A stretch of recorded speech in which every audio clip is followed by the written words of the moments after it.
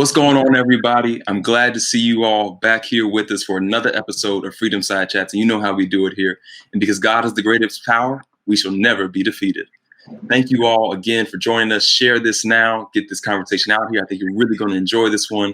I have some great guests with me who I'm excited to have. We have a special guest who also joined us. So it's going to be a good one. We have some great questions prepared. Let's do this. So my first guest who I have with me is a member of Greater Emanuel, someone who we all admire and look up to, Sister LaVon Neal. We also have with us Dr. Owens, who joined us by the behest of Sister LaVon Neal, and we are glad to have him. We always love more leaders and more people to talk to offer more insight into how we do this thing called leadership. So thank you both for joining me. Nice to be here. Thank you for having me. Yes, great to be here.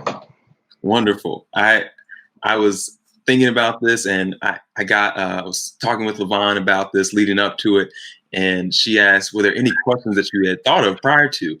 And I hadn't really, because I usually just kind of go with it, but I was like, you know what, let me think about something. And so I think I came up with some good ones, and if you guys are ready, I'm ready to jump right in. Absolutely. Yeah, go ahead. All right. I'm just playing with my lighting over here. Oh, you're good. You're good. You look good. I like it. Everything's looking nice. Got the chains and everything. Hello, Jay. Amen. So my first question for both of you is, what made you know that leadership was what you were called to do? Ooh. You want to go ladies first? Ladies first. Okay. I'll be a gentleman. Okay. Probably. I mean, as a kid, I was voluntold to do so many things from my parents. Like, you know, she'll do it. But at some point in time, I was like, yeah, I kind of like this. At some point in time, it was like, this is something that I want to do. And it probably was my senior year. Well, not my senior year, but the last couple years in high school, I did a lot of community service. And I built some good relationships with people in my community, and doing those things was like, this is something, whatever I do in the future, I want to keep doing that. So I think community service is probably what really steered me into where I am now. And before we go to Dr. Owens, so we can have a holistic view of what you guys do and who you are. You can kind of talk about your professional background and what you guys do as a profession. Sure. LaVon, you already started talking. Go ahead. Okay. So I am an educator. Currently, I am a 5th grade math and science teacher. But I am a teacher leader, basically. Because of the pandemic, my role is a little bit different. But I am a teacher leader who teach other teachers how to improve their instructional practice. So that, and my concentrations are science and then sub-concentration mathematics. Dr. Owen. And I am a college professor at the University of Louisville. I teach in the organizational leadership and learning program department. We're part of the College of Education and Human Development. So leadership is kind of up my alley, so to speak, from an educational academic standpoint. And that was what I was told, was that leadership, Dr. Owens is the man. Yes, I said I'm bringing the guests with me. So now we know why. Yeah, it's in your title. It's in your title. So, Dr. Owens, so now if you would like to go ahead and answer that part of what made you know and feel called that leadership was what was meant for you. Yeah, so I mean, I think first of all, thanks for having me on here. I think this is a phenomenal podcast that you guys have going on. Second, what drew me, or how did I know? I think it started when I was a young person, like most people. I think I was about 7 or 8 years old. I'd always been kind of a pretty good reader. I wouldn't say I was an avid reader at that point in time, just a pretty good reader. And my aunt gave me a book by John Maxwell called Attitude is Everything, because I mean, I'm not saying she thought I had an attitude problem or anything of those along those lines, but I think she just had read the book and thought it was a good book. And knew that attitude can take you a long way. She felt it was one, and still to this day, she still feels like attitude is one of those things that you can control that kind of drive everything. So in starting to read that book around 8 or 9 years old, what I realized was that John Maxwell, I was experiencing John Maxwell for a very long time. So John Maxwell, obviously most people know John Maxwell or have heard of him, and they understand he's what we would consider a leadership guru. So in reading that book, John Maxwell has always kind of delved into what leadership is. And he said leadership was influence. And he says that in all of his books. It doesn't matter what edition, what language is written in, it's leadership is influence. So in reading that book, The Attitude is Everything, at a very young age, I mean, that kind of was the spark that started the fire. And from that, you know, I've read just about everything Dr. John Maxwell has written.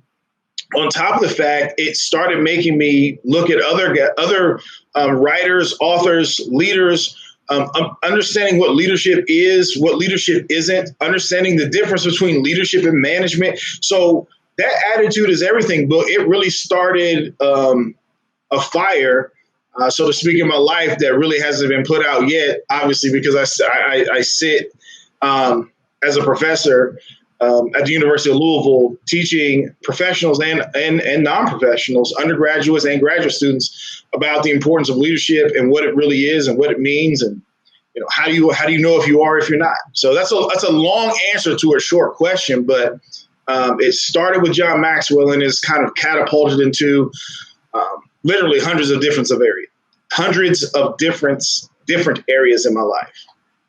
And no, that was not long at all. I think that was a loaded question, so you gave an adequate answer. So I think the next part of this is that you both kind of talked about how you're in education and that is kind of how you facilitate your leadership and how leadership within you has manifested itself. Mm-hmm. So I think we're all thinking the pandemic is a constant aspect on everyone's mind. Mm-hmm. So how has leadership in education changed in terms of the pandemic? For maybe just for you individually, you don't have to go broad and say like in general, but for yourself. I mean, I'll let LaVon talk about maybe the K through 12 system, and I guess maybe I can take over higher ed. So that'd be perfect. And I will defer to. She's the formulative. I get the result of what she does. So if she doesn't do her job well, it makes my job really difficult. And we joke about that quite a bit. But you know, I think she definitely has a better understanding of the K through 12 landscape. I think that at the beginning of the pandemic, it was a surge in how do I do this? How do I do that? So we, like me being a teacher leader, I was asked to do constant tutorials, constant professional development sessions. What I can say, and if you're an educator out there, I want to take this time and thank you now, is that K through 12 educators are working their butt off to be better leaders. Mm-hmm. I can say that wholeheartedly. I'm talking about, I know of tons of professionals that are doing things outside of the school hour, on weekends and different things like that, making sure they are the best at their craft for what they have to do to deal with this pandemic. I think the biggest change has been everything has now been more easily available at your fingertips. Mm. So if you did want to improve your leadership capacity, you have all of these things that are available to you now for free, that you can do, and it doesn't take a long time. I think that's the biggest thing. One of the biggest, most positive things that has come out of the pandemic, I think, is that now people realize that there are so many resources available to you. Where you can improve yourself if you so choose to. There's tons of pathways that you can take now, and a lot of them are at no cost. So at this point in time, there's really no need for you not to build your own leadership capacity if that's what you desire to do. So I would say that's the biggest change, is that there's just so many other resources, and you're learning. You're constantly learning, constantly redefining, assessing, And everybody is trying to be some sort of tech guru now. You cannot survive. You will not survive, if you cannot operate at least 3 or 4 different digital platforms at one time. Yeah, I mean, I guess I'll piggyback off that at a higher ed. I think it's the same. I think, one thing that I was even doing even before COVID, I was a huge proponent for digital marketing and digital leadership. And that's I guess we would say, since we're on a more of a faith-based show, it was more so from a corporate or a secular perspective, understanding that there were very few churches that I felt just had the capacity to move in the direction of digital leadership or digital marketing, and understanding all the intricate components that go along with it. So from a higher education standpoint, we found ourselves, or most colleges found themselves, in the same position that reality is most K-12 systems. When the pandemic hit, there were a lot of colleges that may have had an online program, meaning you may have had one in a college or maybe 2 in a college that were doing things online because maybe they were geared for an older student, or an MBA program geared for a grad student who's already working, but it wasn't meant for the entire university to absorb and go online. Larger institutions, if you look at places like UC, University of Louisville, even The Ohio State University, they weren't ready to shift everybody online. There was a huge, because you got some colleges didn't even have, you got to think about it. I also adjunct at the Modern College of Design, which is a very top-notch design school in the state of Ohio. It's very hard for a designer to go strictly online, because a lot of their projects require them to be out in public. Now, they can do certain things, maybe like build a website behind closed doors, but if you need to get live photos, well, it's kind of hard to take live photos of an empty restaurant, right? That doesn't mean anybody want to come. Or if you're on lockdown. But, but you think of a place like a University of Cincinnati who has, arts and science department. Well, how do you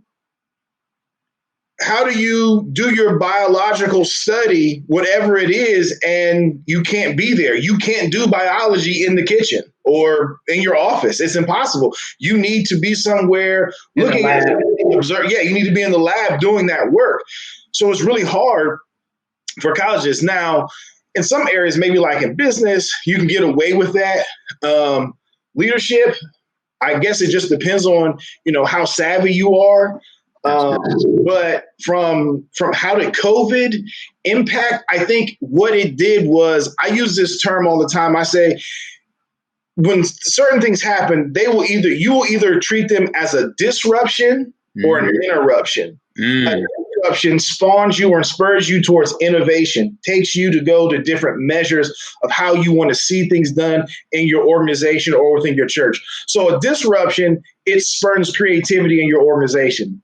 An interruption is like, we're just going to pause and wait for this crisis or this event to pass, and then we'll go back to business as usual. I think the reason the K-12 system and the college education system has been shaken is because now you find out you don't have all people who treat things as disruptions. So all your creative people are now working with people who don't necessarily want anything to change. And that causes tension, friction, and conflict. And probably not the healthy kind of conflict that gets us better in the end. Yeah. And so I think in the higher education realm, there are professors and older professors who want to see this as an interruption. They want to get the students back to campus as quickly as possible, and let's go back to doing business the same way we're doing. Then there's another, maybe a younger group, and I don't want to say a younger group, but just one who sees this as a disruption. And this is a chance to hit the reset button in our program and do all the things we really wanted to do. But because of bureaucratic policies, we can't get them done, because now COVID says no one's here. So there is no excuse for us to try something new. So I think in that aspect, in that realm, if you treated COVID and your leadership has treated COVID as a disruption, it's going to create some great innovative processes along the way. If your leadership is more of an interruption process, I mean, you're just going to wait for the vaccine to hit, numbers are dropping, you'll go back to whatever your normal practices were, which in my opinion doesn't, if you're a creative individual, you want to try something different, it's no good to be under that type of leadership right now. Yeah.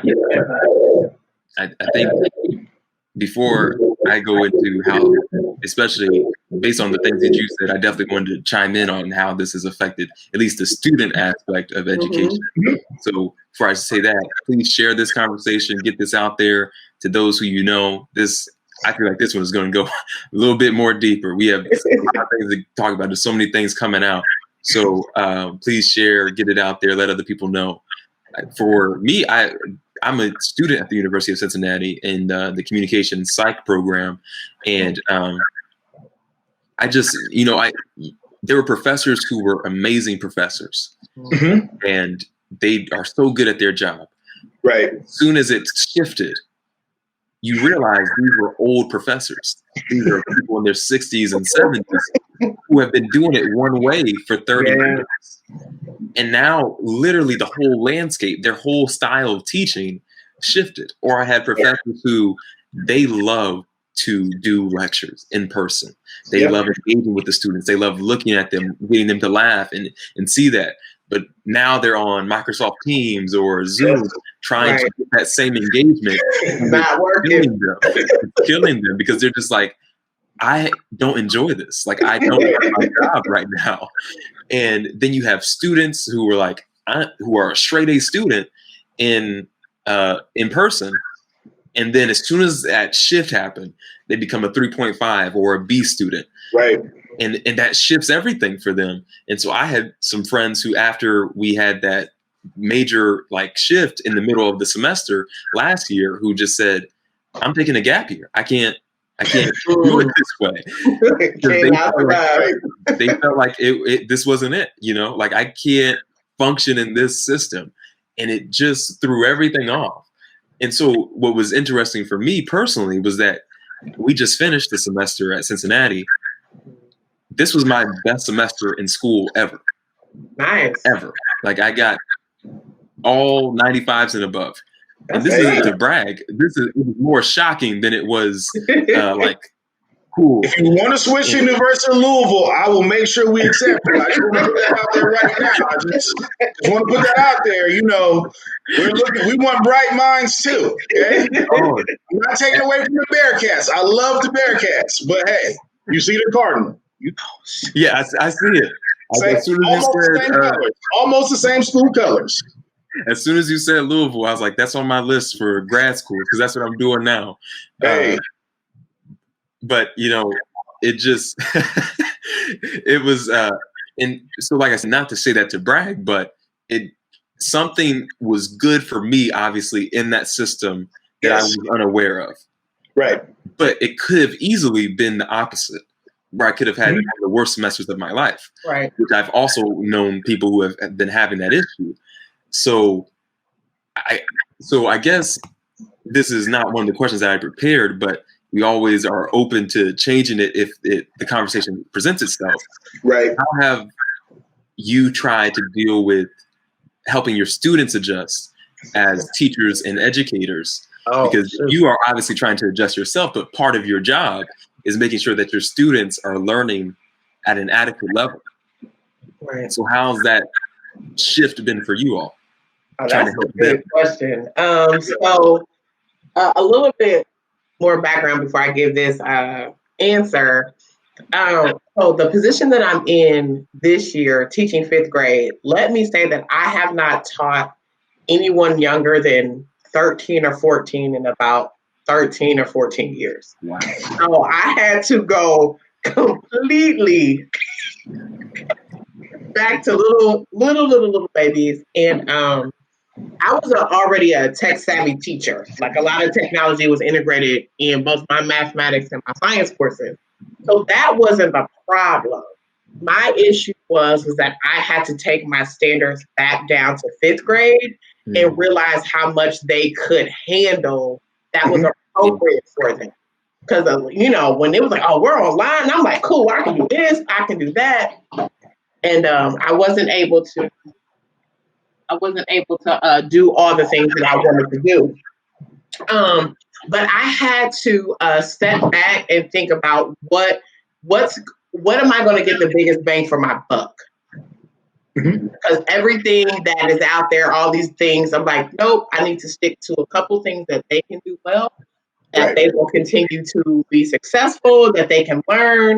And then that will help them even in the future. Like, let's build up their digital and technological skills. So that's kind of what I decided to do. And I kind of was like, I'm going to make sure that this is a good time for them, not necessarily worry about how much content or instruction they mastered. I was more concerned about what life skills or what soft skills they can master during this time, coping, talking, anxiety, all those different things became more important than, do you know what 3 times 3 is? Yeah. I would say the same thing. I think the biggest thing is, I think I had a leg up in the game because for a little while I taught at Franklin University. Franklin University's bread and butter has been being an online institution. So it was really taking a lot of that information and a lot of that, pedagogy or andragogy, to depending on who you're dealing with, and taking those to making sure that they learn. I think the biggest thing you have to know with online learning, it is not the same as face-to-face learning. It is a totally different ballgame. I think I'm safe to say this, but I work with an upstart MBA program. I'll just say an upstart MBA program, and they offer both online and face-to-face. And I work with the marketing professor on the online campus because, we do share a lot of similar things. And there are things that I can do to engage students that she just can't do, and vice versa. The biggest thing for, let's just give an example, a presentation, right? A presentation online is a lot different than a presentation you give face-to-face. There are things you can get away with when you give something online, because if you go online, let's be honest, if I just click this button right here, you don't know if I'm paying attention. You don't know what I'm doing. All you know is that someone's there. That's the difference between face-to-face and online. But when I'm in your classroom or we're giving something face-to-face, you know if someone's engaged or not. One thing that a lot of professors have reached out to me, understanding my background, they ask me is, how do I keep my students more engaged? The reality is messaging, notes, you have to be creative in even how you give feedback to your students. It can't always be an email. Sometimes it's a video message. Sometimes it is the old, pull out the red pen. But there are just so many ways that you just have to try to engage students. And one way doesn't work. I heard one student say something to me last semester. I'm not big on putting my voice on PowerPoint slides, but they were an oral learner. So they need to hear voices to learn. So I've had to go back and just talk through a lot of my slides now to make sure that if a student is an oral learner or an auditory learner, they learn best through hearing, that they hear my voice on those slides. I have students who are visual learners. So I got to make sure that the slides are not just, white. You have to do things that catch their eye and make them appear. I have students who are kinesthetic learners. So it is best for them to hear me or see me, and they're moving around. So, there has to be a vocal component built into this. Yeah. So I think that because you have to understand your learner, and I think sometimes where the old school method is come in here, sit down, and I'll teach you. That doesn't work. That method. Now you really, of all those learning styles, we have to figure out what does our class consist of, and then work towards that. And another thing I always tell students, and I've told LV this too, the hardest part is now that the home is the hub, right? Since the home is the hub, the hardest thing for people to do is turn off, because what do you normally do when you're at home? You relax, you chill, you lay on the couch, you lay in the bed, you talk to your friends. It's home. It's relaxed. The home has never been you've never been conditioned to make your home your learning environment, right, or your workspace, or whatever the case may be. And so just a minute ago, you just saw, Sister LaVon, reach over and tell whoever that was, come in and be cool. Like, that's the new norm now. Come into your space. They're going to knock on your door. They're going to walk in your room. If you have little kids, they're going to be sitting on your lap. The dog's going to be barking in the back. This is the new norm because the home has never been.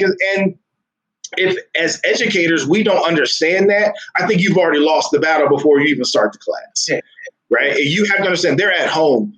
And at home, they may not wear their shirt. So they might log on and not on purpose, like they're trying to be disrespectful. No. Just at home, and I logged on. Oh, and then, Miss Neal has to tell me to put on a T-shirt or, take my bonnet off or what. And they're not really trying to be disrespectful. Right. They're at home.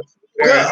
Like you getting them in their environment. So I think that as educators, we also have to keep in mind, as you said, our students are at home or wherever they are, and it's probably not the most learning conducive environment. So if you want them to learn, engage them where they are. Right.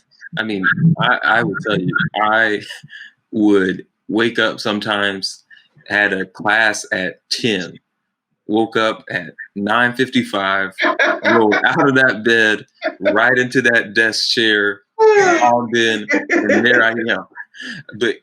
And I think that was one of the most difficult parts of this was knowing that for me, it made me feel good to know that I was going somewhere that, like you said, that class and school was separate, and that when I was done, I returned back home. Right. But now I'm in a lot of clubs. I'm the president of a couple. So it's like I'm in class all day. So now I'm not taking a break to go to like the UC dining hall. Right. I'm just going to the fridge, pulling out some snacks and a water, and then logging back on for this meeting that I got to be in. Right. It's so hard to say, okay, reconstruct your mind to make you feel like you're not in your bedroom right now. Yeah. Like reconfigure your headspace to understand that you are actually in class or that you're actually in an important meeting. Right. Yeah. So I think that a lot of great points there. So I think one thing that I wanted to get into, and I don't think we've tapped into yet, is that probably during this time, not only because as professors and educators, you probably deal with criticism either from students, or parents, or administration often.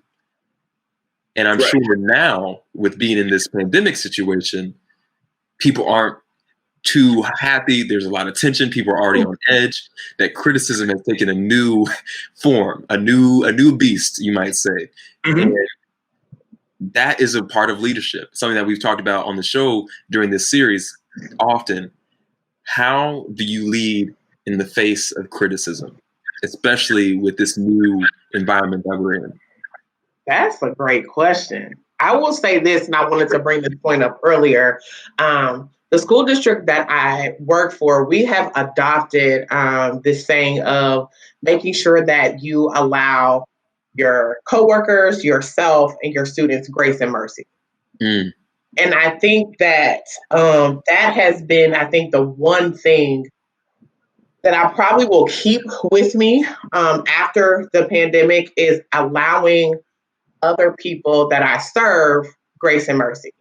And dealing with criticism, I usually try to put myself in their space so that I can understand what the issue is. And a lot of times it's not really you, it's something else. And I think trying to understand where they're coming from and addressing that need usually gives me a better outcome. I will say that I had a parent who was very, very angry. And like in the middle of my lesson, she jumped on. She was like, I'm tired of this. Like she read me the rights, like in the middle of the lesson. And I was upset. Like I was heated too. But I had to stop and think, like, she could have multiple kids. This could be something that she's not familiar with. And I ended up calling her later on that day, and we had a conversation, and it was just a matter of she thought that her needs weren't being met. She thought she was being ignored because she had tried this and she had tried that and she had tried that, and I just happened to get the brunt of it all. Mm-hmm. But if I would have went into that situation not bestowing on her grace and mercy, that could have been a blow up on both ends. Yeah. So just kind of, like I said, grace and mercy has been the biggest thing that I will take away from this pandemic, that I will keep with me in my next leadership position, making sure that I give that to whoever I am serving. Mm-hmm. Yeah, I think it's a little different at the college level. So, yeah. From the standpoint of, depending on what you do, you're considered a subject matter expert. So there's not really a lot of criticism that the students or faculty, staff, colleagues really have toward you, because unless your subject matter expertise is something that, clashes with theirs and is of a total different perspective, not a lot of criticism. But it does bring to mind, I don't know if anyone or any of your listeners have ever read the book Dare to Lead by Brené Brown, where she kind of takes a deep dive into empathy as one of the greatest things that a leader can do. And so with criticism, I think, LaVon brought up a great point in saying that sometimes you just have to be empathetic, right? You have to use your emotional intelligence in saying, where is this person coming from? If I feel like they're attacking me, right? Because one thing, and I hate that I keep saying, because I'm really pulling from 100 different sources to answer this question. So if I'm pulling from criticism and I need to understand where that person's coming from, emotional intelligence is going to be the critical thing. If I'm the leader and my team is criticizing me, that's a whole different ballgame, because then you have to ask yourself, are you a leader or are you a manager? Mm. Because if you're the leader, it is your job to keep the vision in front of the people and inspire the people to keep following you. If you're a manager, you're just executing an order. So know the difference. Know, is it my vision or is it someone else's vision that the people are following? And what are they criticizing? Are they criticizing me as a person, like my character? Right. Or are they criticizing my actions? Like, there's a big difference. Don't take it personal. One thing I've had to tell when I was a football coach, I told my players, I'm going to yell at you. Let's just get that out. I just want to say, I had this conversation with many coaches. I know this is. Right. I'm going to yell at you. Now, if I say that was terrible, I am not saying you are terrible. I'm saying your effort, your energy, whatever your performance we need, it didn't meet the standard. And so what am I criticizing? What am I being criticized for?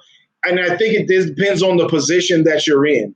And so emotional intelligence helps. Communication helps.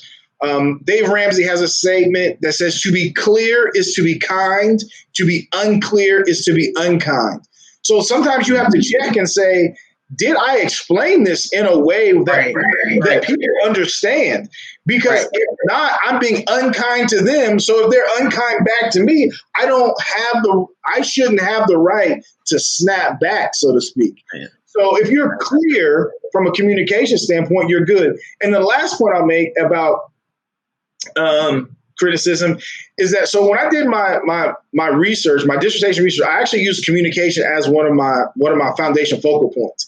And one of the interesting communication theories out there is called the Barnum communication model. Now, Barnum's communication model is just like everybody else communicate. There's a sender, there's a receiver, there's a message, there's all this other stuff that goes on in between. But what Barnum said is that everyone has a filter, meaning what I say leaves my mouth through a filter that I expect you to understand. Now, you as the receiver are receiving it through filters. Now, our filters could be clouded with judgments, biases, attitudes, bad days, bad mornings, hate, whatever. So if I say something, I'm not only am I responsible for what I say in the filter, it comes out. To a degree, I'm responsible for the filter that you receive it through. So one thing I always tell leaders is you have to be both the thermostat and the thermometer at the exact same time. I have to know the temperature of the people I'm talking to, but it's also my responsibility to set the temperature of the room. So when you have criticism, you need to know what you're being criticized for, know the role you play in the criticism. And if you are a real leader, then you need to know you need to be the thermometer and the thermostat at the exact same time. So you both just gave me a whole lot. And there's so much. I think one thing that so again, to those watching, please share, like, comment. You better have something to say after all this. After all that was just said, all those books, at least ask what the books are again. Because I missed the books. So at least ask about that. Give us something. We want to hear from you and what you're thinking about this conversation. So I think we're closing out here pretty soon. And so I kind of want to start pulling out some points that I thought were impactful so that people can at least walk away with those. One thing that there have been 3 things that I've heard this evening that have struck me. Grace and mercy from you, Levon. Just that concept. I think that's what everyone needs in this moment currently. Right. We've been in this for what? How many months? I mean, we're approaching a year. We're approaching a year. Yeah, so it's like 9-10 months. So we've been in this a while. Each human being deserves a little grace and mercy. Yes. A little bit extra than what you used to give them. And then we had leadership and influence, if I got that right. Right. And then we had, are you a manager or a leader? And so in previous conversations, we had integrity wasn't essential to leadership. Right. We had that humility. We had patience. We had a couple others that I can't think of right now, but each I've been telling and talking to Denzel, who produces this show, that every episode, each guest, which is why I love it so much, brings out something new that no one else has said, which is what leaders do. They always have their own vision and their own idea. That was another one, was vision, having a vision. And so I think with all those things that you guys have put out, now I want you both as leaders in your own right to kind of speak to how, what message do you have for young people who now are in the shoes that you were once in early on, who now feel called to lead in whatever field they may be.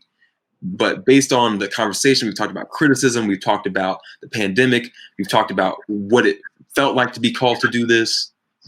What is something that you want those young people who may be watching this to walk away with and how to lead?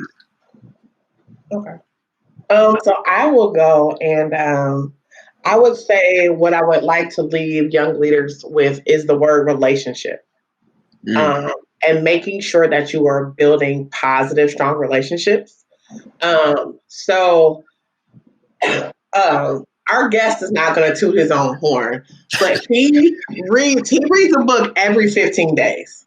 Every 15 days, he reads a new book. And I was impressed. Like, you know what? I'm a reader, but fiction, I'm not reading stuff he's reading. But I'm like, you know what? I have this extra time. What's the next book that you're gonna read?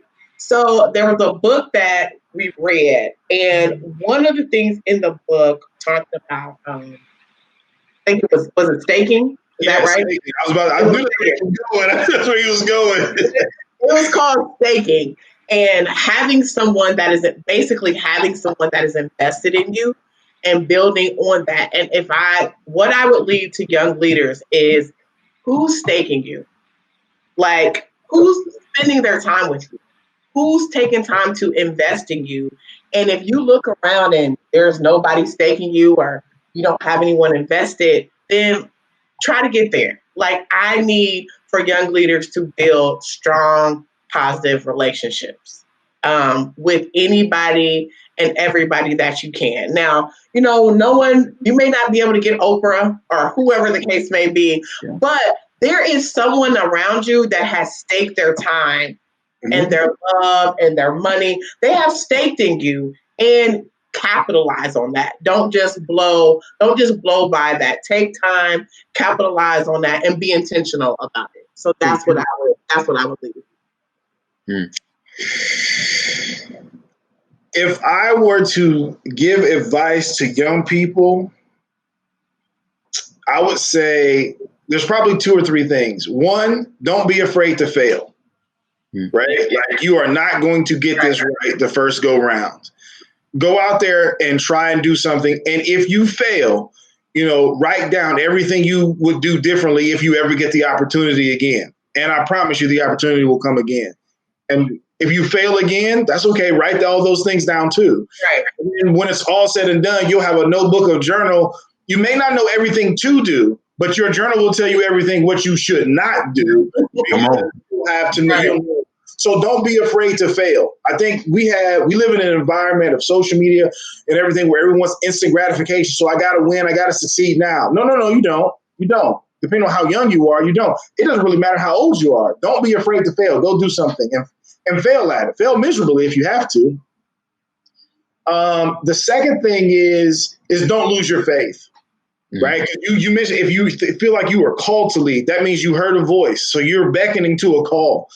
So if you know you heard it, then listen to the voice. And when you get frustrated, when you get criticized, make sure that voice you heard, it will still talk to you. And it will probably talk to you a whole lot better in the midst of criticism, cynicism, hate, retribution, whatever the case may be. So learn those lessons. Don't be afraid to fail. Listen to the voice that called you. And if I had to say the last thing, it would be, I want to echo what LaVon said and that staking, right? If you can't find a mentor, then find a hero.